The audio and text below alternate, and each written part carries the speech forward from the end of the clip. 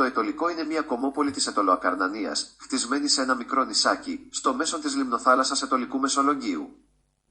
Συνδέεται με την ξηρά στα ανατολικά και τα δυτικά, με δύο πέτρινα τοξωτά γεφύρια, που έχουν μήκος περίπου 300 μέτρα το καθένα.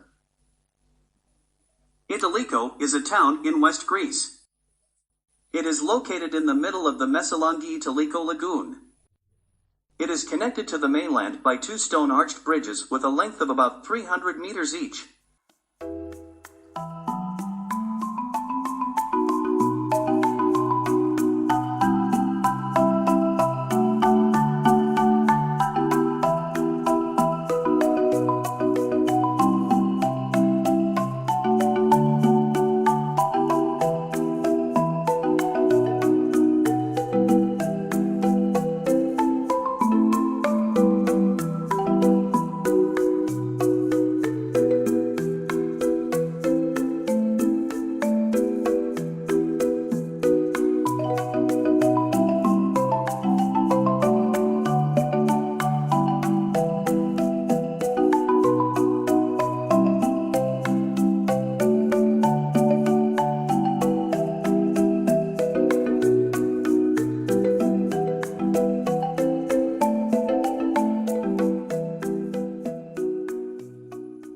Σήμερα θα γνωρίσουμε το Αιτωλικό περπατώντας μέσα στην πόλη.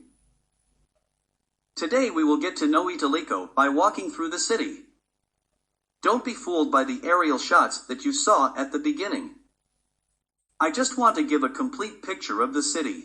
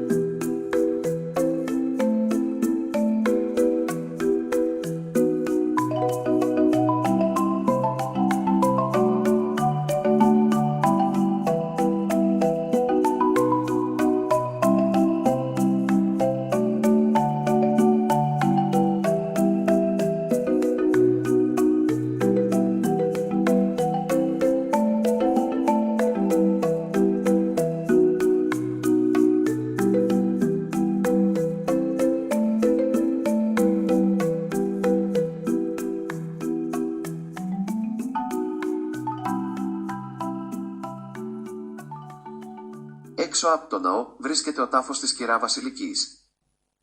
Η Βασιλική, κόρη του Κίτσου Κονταξή, ή κυρά Βασιλική όπως έμεινε γνωστή, ήταν η τελευταία σύζυγος του Αλίπασα των Ιωαννίνων.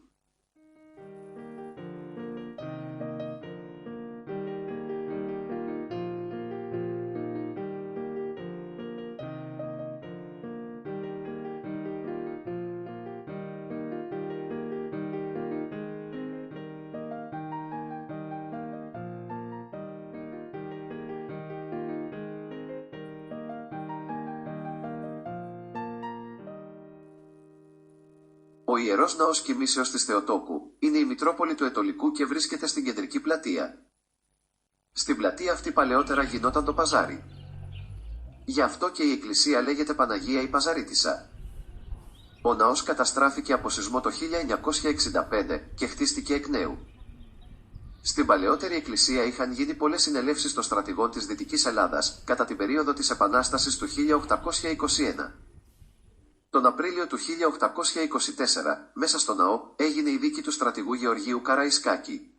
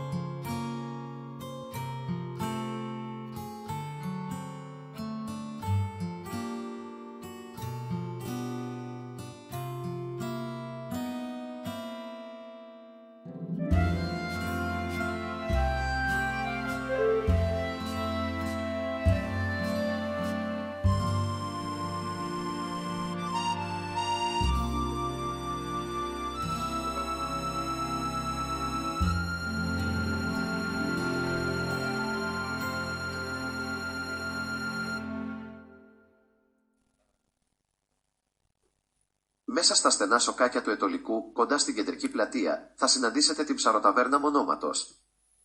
Ένα ζεστό και οικογενειακό περιβάλλον, με παραδοσιακή διακόσμηση και τείχους από πέτρα. Αποτελεί το ιδανικό περιβάλλον για να γευτεί κάποιους παραδοσιακές τοπικές λιχουδιές.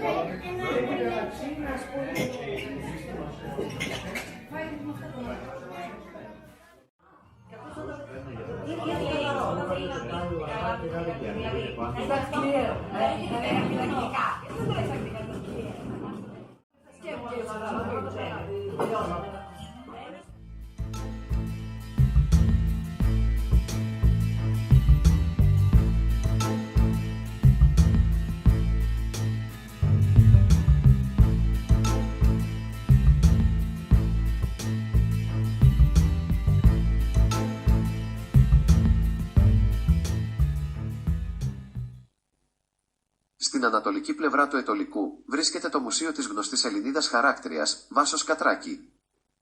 Στο μουσείο παρουσιάζεται μια μόνιμη συλλογή χαρακτικών έργων της, σε ξύλο και ψαμίτι, από ολόκληρη της την καλλιτεχνική διαδρομή. Επίσης στον ίδιο χώρο φιλοξενούνται το σύνολο του εργαστηρίου της, οι μήτρες των χαρακτικών της έργων, καθώς και τα προσχέδια της.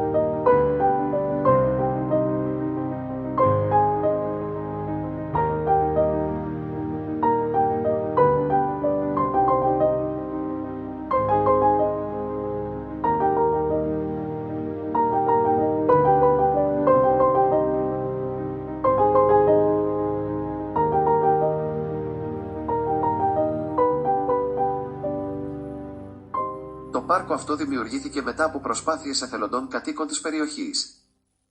Αυτοί μετέτρεψαν το λιμανάκι του Αιτωλικού σε ένα πάρκο υδρόβιων πτηνών.